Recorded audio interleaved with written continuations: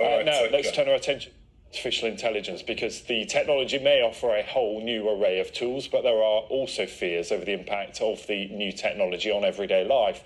And so later today, the European Union and the United States will discuss cooperation on AI.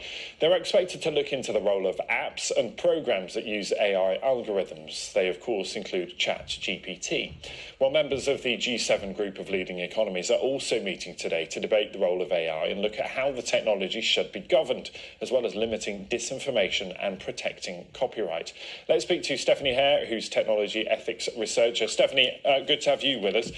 Look, this regulation discussion gets louder and louder, doesn't it? We see the potential of AI, but at the same time, there are things that people are quite rightly nervous of. Where do you sit on that balance of innovation versus regulation?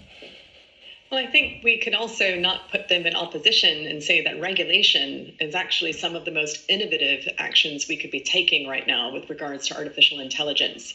So we are sitting just outside the European Union, having formerly been a member here in the UK, but it's the European Union that's doing more than talking about this. They are getting ready to vote on a landmark piece of legislation called the EU AI Act next month in June. That's likely to go through. We're going to see a 2-year grace period after that. So we're going to be looking at companies that are not in the European Union being affected by European Union legislation. So the G7 meeting that just happened last week, which is kicking off this chat and discussion and recommendation process, is really behind the curve. It's important that viewers understand that. It's Europe that's leading. The rest of the world is following when it comes to regulating this technology.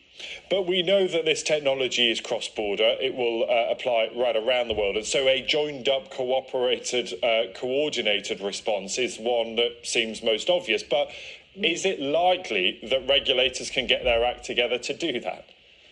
No, not if we look at the way that we've regulated previous technologies or even how we deal with things like climate change.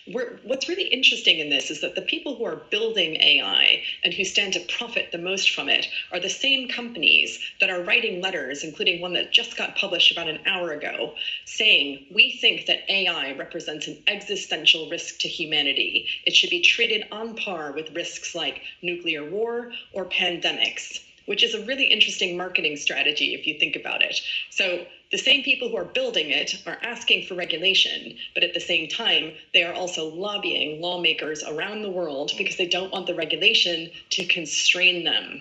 They want to be able to innovate. Briefly for us, if you would, Stephanie, time's tight, but what are the founding principles of this regulation? What should we be focusing on when it comes to keeping these things in check?